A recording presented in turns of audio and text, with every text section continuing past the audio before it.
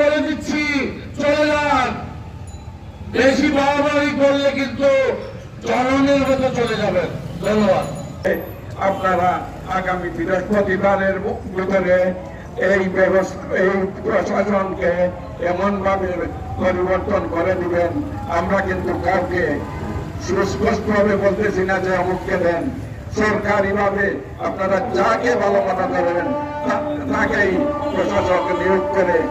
Sylhet chamber of কমার্সের সামনে কিছু মানুষ তাদের ব্যক্তিগত শরীরের চামড়া তাদের আছে কিনা জানি না, তাদের যদি সামান্যতম ন্যূনতম যদি কাণ্ডজ্ঞান থাকতো এবং সিলেটের এই সিলেট যে শান্তির ভূমি, এই সিলেট যে সৌহার্দ্যের ভূমি, এতটুকু তারা যদি সম্মান জানাইতো তাহলে বহুত আগেই চলে যেত। আপনারা সাধারণ ব্যবসায়ীদের কাতারে দাঁড়ান, নতুবা সাধারণ ব্যবসায়ীরা আপনাদেরকে এখান থেকে নামাতে বাধ্য হবে। আমাদের এই চেম্বারের ভবনের সামনে দাঁড়িয়ে আপনাদের পরিষ্কারভাবে বলতে চাচ্ছি, ফাইনাল খেলা শুরু হয়ে গেছে। এই মুহূর্তে আপনারা অনতিবিলম্বে পদত্যাগ করুন, নইলে এই ব্যবসায়ীরা যে আন্দোলন করে।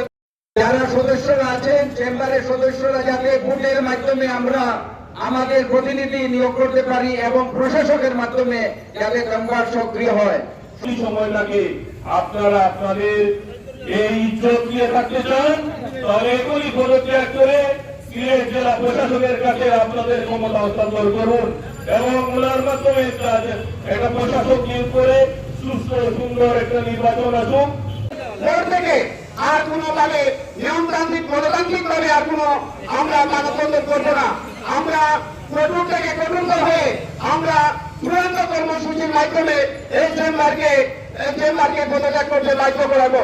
আমরা যারা ট্রেনার নিয়ে এখানে দাঁড়িয়ে আছেন, নিশ্চয়ই আপনারা লাইভে প্রোগ্রাম গুলো দেখছেন।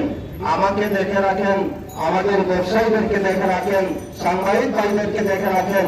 এই ব্যানার যারা নিয়ে দাঁড়িয়ে আছে তারা চেম্বারের সদস্য এবং আগামী নির্বাচনে তারাই ভোট দিয়ে এই চেম্বারে একটা নির্বাচিত করবেন।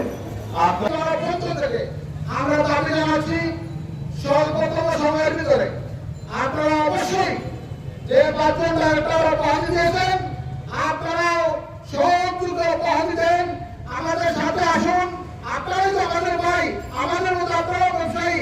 আপনারা কেন ওই স্বৈরশাসীদের উত্তরসূরিদের সাথে আপনারা থাকিয়ে নিয়ে সিলেটে এমন আন্দোলন করে তুলব যে আন্দোলনের বেদি হয়ে আপনারা পালাবার পথ খুঁজে পাবেন না।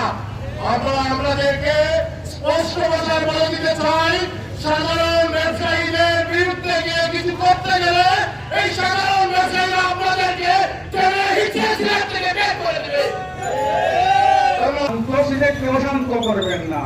আপনারা মনে রাখবেন, ইয়াদের পাশে সিলেট জেলা ব্যবসায়ী কল্যাণ পরিষদ মোহন মিয়া তুরন মিয়ার নেতৃত্বে এই চেম্বারে একটা তালা মারা হয়েছে। আবার যেন সেই তালা না মারা হয়। এই তালা সেই তালা নয় যে তালা আপনারা এখন ফলে করতে পারবেন না। যে কোনো কষ্ট আসুক, নির্বাচনের মাধ্যমে ভোটের মাধ্যমে আসুক, আমরা স্বাগত জানাবো, সম্মান জানাবো।